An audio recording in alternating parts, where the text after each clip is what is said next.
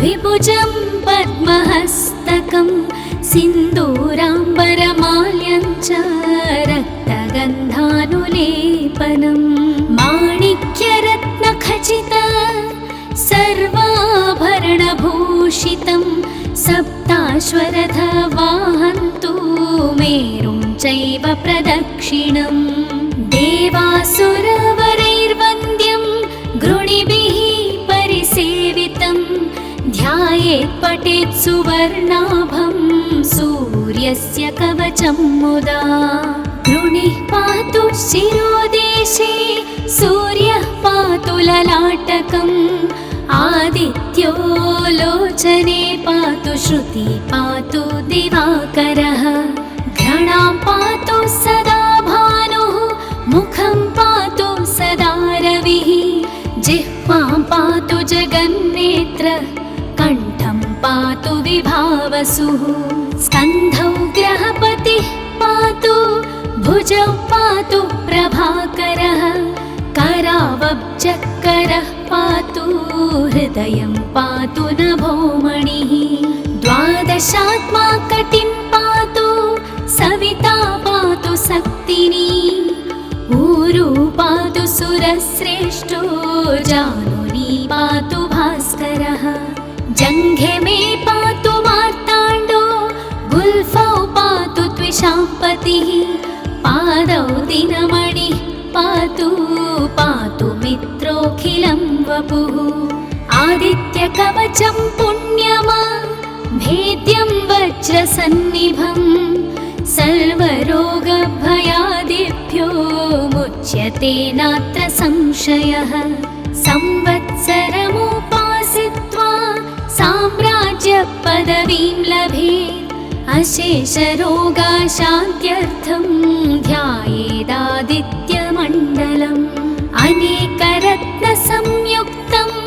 स्वर्णमाणिक्यभूषणं कल्पवृक्षसमाकीर्णं कदम्बकुसुमप्रियं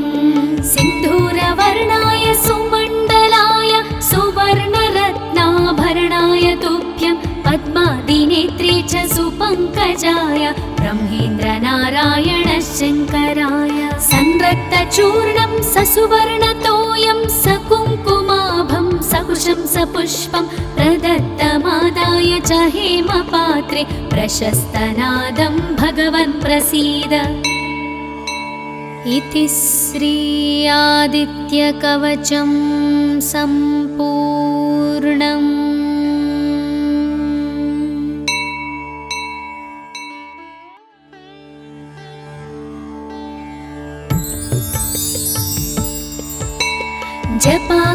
जपाकुसुमसङ्काशं द्विभुजं पद्महस्तकं सिन्दूराम्बरमाल्यं च रक्तगन्धानुलेपनं माणिक्यरत्नखचित सर्वाभरणभूषितं सप्ताश्वरथवाहन्तु मेरुं चैव प्रदक्षिणं देवासुरवरैर्वन्द्यं गृणिभिः परिसेवितं ध्यायेत् पठेत् सुवर्णाभं सूर्यस्य कवचं मुदा गृणिः पातु शिरोदेशे सूर्यः पातु ललाटकम् आदित्यो लोचने पातु श्रुति पातु दिवाकरः घ्राणां पातु सदा भानुः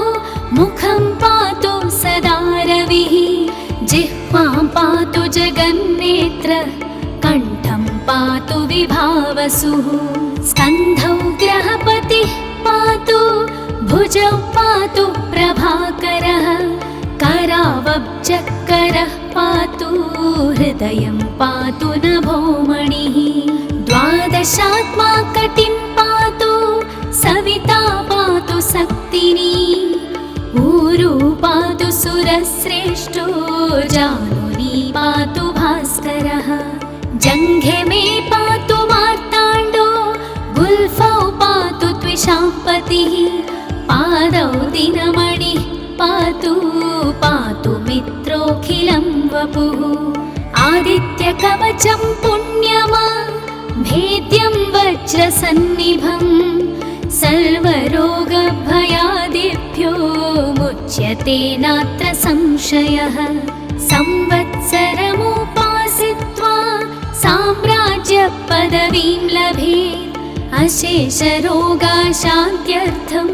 ध्यायेदादित्यमण्डलम्। अनेकरत्नसंयुक्तं स्वर्णमाणिक्यभूषणं कल्पवृक्षसमाकीर्णं कदम्बकुसुमप्रियं। सिन्धूरवर्णाय सुमण्डलाय सुवर्णरत्नाभरणाय तुभ्यं पद्मादिनेत्रे च सुपङ्कजाय ब्रह्मेन्द्रनारायण शङ्कराय। संरक्तचूर्णं ससुवर्णतोयं सकुङ्कुमाभं सकुशं सपुष्पं प्रदत्तमादाय च हेमपात्रे प्रशस्तनादं भगवन् प्रसीद। इति श्री आदित्यकवचं सम्पूर्णम्।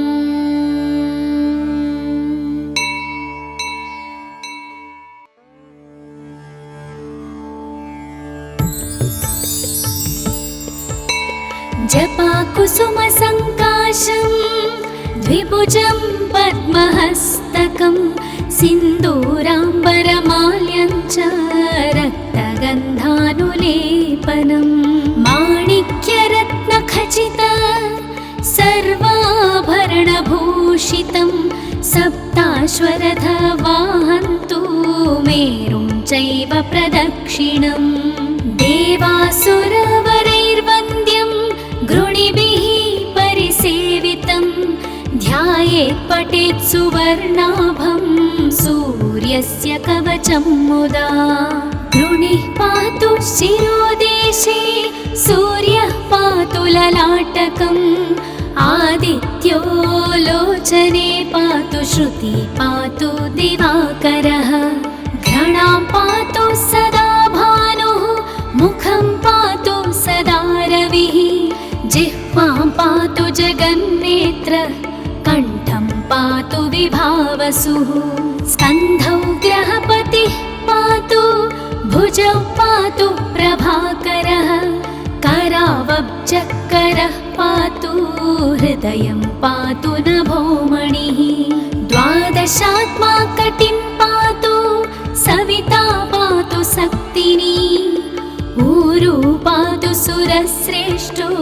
जानुनी पातु भास्करः। जङ्घे मे पातु मार्ताण्डो गुल्फौ पातु त्विषाम्पतिः पादौ दिनमणिः पातु पातु मित्रोऽखिलं वपुः। आदित्यकवचं पुण्यमा भेद्यं वज्रसन्निभं सर्वरोगभयादिभ्यो मुच्यते नात्र संशयः।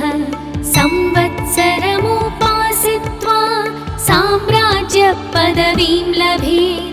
अशेषरोगाशान्त्यर्थं ध्यायेदादित्यमण्डलम्। अनेकरत्नसंयुक्तं स्वर्णमाणिक्यभूषणं कल्पवृक्षसमाकीर्णं कदम्बकुसुमप्रियं। सिन्धूरवर्णाय सुमण्डलाय सुवर्णरत्नाभरणाय तुभ्यं पद्मादिनेत्रे च सुपङ्कजाय ब्रह्मेन्द्रनारायण शङ्कराय। संरक्तचूर्णं ससुवर्णतोयं सकुङ्कुमाभं सकुशं सपुष्पं प्रदत्तमादाय च हेमपात्रे प्रशस्तनादं भगवन् प्रसीद। इति श्री आदित्यकवचं सम्पूर्णम्।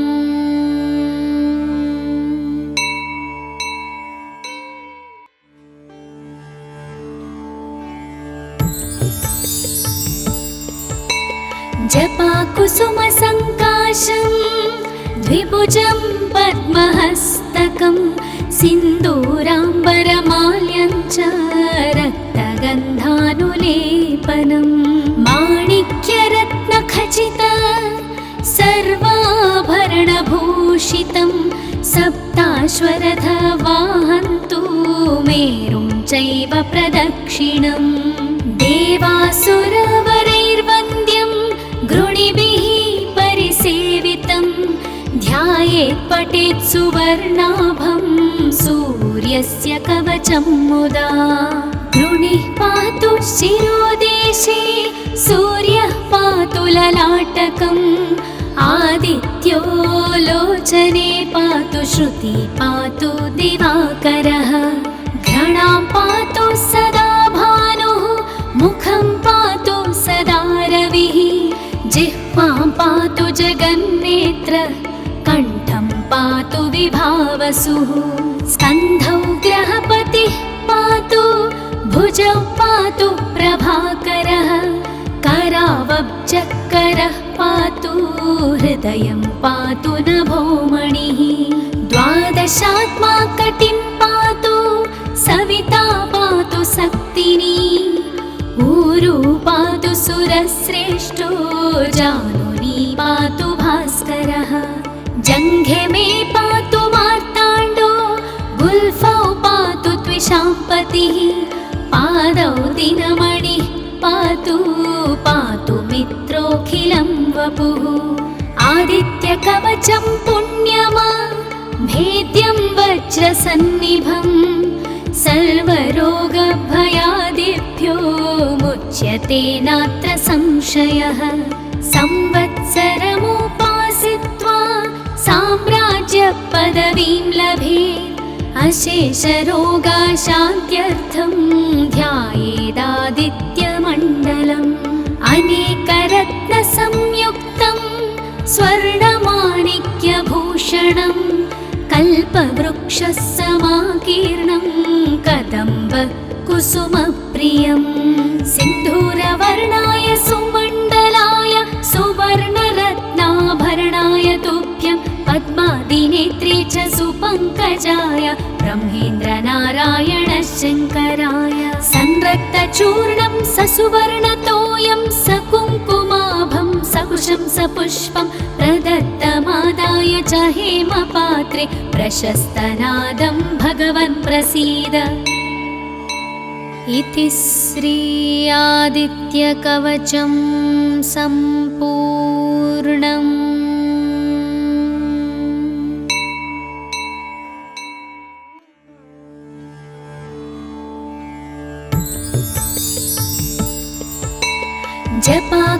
जपाकुसुमसङ्काशं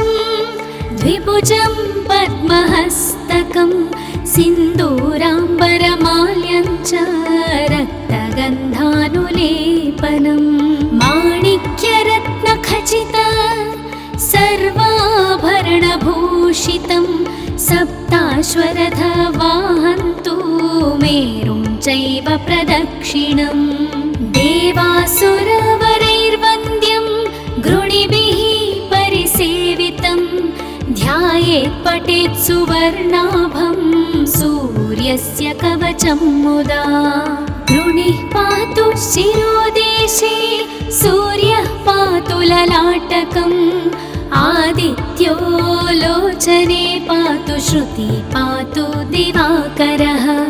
घ्राणां पातु सदा भानुः मुखं पातु सदा रविः जिह्वां पातु जगन्नेत्र कण्ठं पातु विभावसुः स्कन्धौ ग्रहपतिः पातु भुजौ पातु प्रभाकरः करावब्जकरः पातु हृदयं पातु नभोमणिः द्वादशात्मा कटिं पातु सविता पातु सक्तिनी ऊरु पातु सुरश्रेष्ठो जानुनी पातु भास्करः जङ्घे मे पातु मार्ताण्डो गुल्फौ पातु त्विषाम्पतिः पादौ दिनमणिः पातु पातु मित्रोऽखिलं वपुः आदित्यकवचं पुण्यमा भेद्यं वज्रसन्निभम् सर्वरोगभयादिभ्यो मुच्यते नात्र संशयः संवत्सरमुपासित्वा साम्राज्यपदवीं लभेत् अशेषरोगाशान्त्यर्थं ध्यायेत्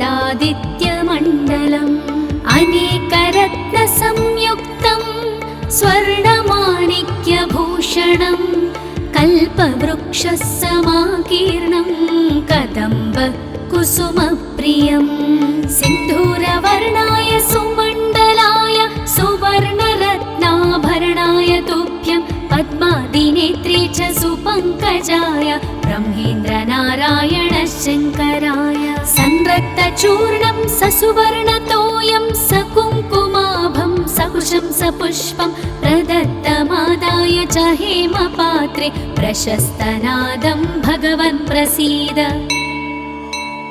इति श्री आदित्यकवचं सम्पूर्णम्।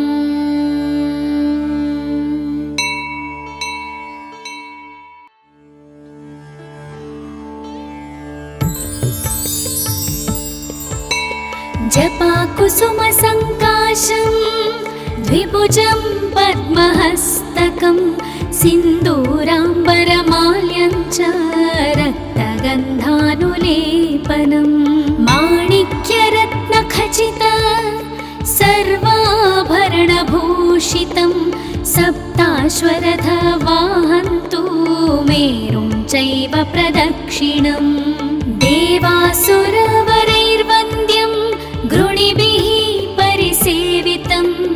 ध्यायेत् पठेत् सुवर्णाभं सूर्यस्य कवचं मुदा गृणिः पातु शिरोदेशे सूर्यः पातु ललाटकम् आदित्यो लोचने पातु श्रुति पातु दिवाकरः घ्राणां पातु सदा भानुः मुखं पातु सदा रविः जिह्वां पातु जगन्नेत्र कण्ठं पातु विभावसुः स्कन्धौ ग्रहपतिः पातु भुजौ पातु प्रभाकरः करावब्जकरः पातु हृदयं पातु नभोमणिः द्वादशात्मा कटिं पातु सविता पातु शक्तिनी ऊरू पातु सुरश्रेष्ठो जानुनी पातु भास्करः जङ्घे मे पातु मार्ताण्डो गुल्फौ पातु त्विषाम्पतिः पादौ दिनमणिः पातु पातु मित्रोऽखिलं वपुः आदित्यकवचं पुण्यमा भेद्यं वज्रसन्निभं सर्वरोगभयादिभ्यो मुच्यते नात्र संशयः संवत्सरमुपासित्वा साम्राज्यपदवीं लभेत् अशेषरोगाशान्त्यर्थं ध्यायेदादित्यमण्डलम् अनेकरत्नसंयुक्तं स्वर्णमाणिक्यभूषणं कल्पवृक्षः समाकीर्णं कदम्ब कुसुमप्रियं सिन्धूरवर्णाय सुमण्डलाय सुवर्णरत्नाभरणाय तुभ्यं पद्मादिनेत्रे च सुपङ्कजाय ब्रह्मेन्द्रनारायण शङ्कराय संरक्तचूर्णं ससुवर्णतोयं सकुङ्कुमाभं सकुशं सपुष्पं प्रदत्तमादाय च हेमपात्रे प्रशस्तनादं भगवन् प्रसीद। इति श्री आदित्यकवचं सम्पूर्णम्।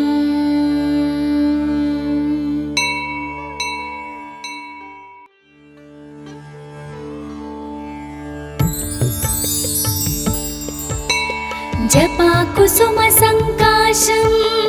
द्विभुजं पद्महस्तकं सिन्दूराम्बरमाल्यं च रक्तगन्धानुलेपनं माणिक्यरत्नखचित सर्वाभरणभूषितं सप्ताश्वरथवाहन्तु मेरुं चैव प्रदक्षिणम् देवासुरवरैर्वन्द्यं गृणिभिः परिसेवितं ध्यायेत् पठेत् सुवर्णाभं सूर्यस्य कवचं मुदा गृणिः पातु शिरोदेशे सूर्यः पातु ललाटकम् आदित्यो लोचने पातु श्रुति पातु दिवाकरः सदा भानुः मुखं पातु सदा रविः जिह्वां पातु जगन्नेत्र कण्ठं पातु विभावसुः स्कन्धौ ग्रहपतिः पातु भुजौ पातु प्रभाकरः करावब्जकरः पातु हृदयं पातु नभोमणिः द्वादशात्मा कटिं पातु सविता पातु शक्तिनी ऊरू पातु सुरश्रेष्ठो जानुनी पातु भास्करः जङ्घे मे पातु मार्ताण्डो गुल्फौ पातु त्विषाम्पतिः पादौ दिनमणिः पातु पातु मित्रोऽखिलं वपुः आदित्यकवचं पुण्यमा भेद्यं वज्रसन्निभं सर्वरोगभयादिभ्यो मुच्यते नात्र संशयः संवत्सरमुपासित्वा साम्राज्यपदवीं लभेत् अशेषरोगाशान्त्यर्थं ध्यायेदादित्यमण्डलम् अनेकरत्नसंयुक्तं स्वर्णमाणिक्यभूषणं कल्पवृक्षसमाकीर्णं कदम्ब कुसुमप्रियं सिन्धूरवर्णाय सुमण्डलाय सुवर्णरत्नाभरणाय तुभ्यं पद्मादिनेत्रे च सुपङ्कजाय ब्रह्मेन्द्रनारायण शङ्कराय संरक्तचूर्णं ससुवर्णतोयं सकुङ्कुमाभं सकुशं सपुष्पं प्रदत्तमादाय च हेमपात्रे प्रशस्तनादं भगवन् प्रसीद इति श्री आदित्यकवचं सम्पूर्णम्।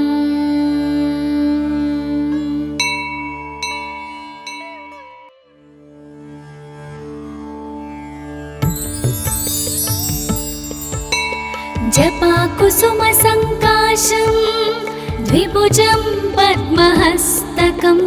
सिन्दूराम्बरमाल्यं च रक्तगन्धानुलेपनं माणिक्यरत्नखचित सर्वाभरणभूषितं सप्ताश्वरथवाहन्तु मेरुं चैव प्रदक्षिणं देवासुरवरैर्वन्द्यं गृणिभिः परिसेवितं ध्यायेत् पठेत् सुवर्णाभं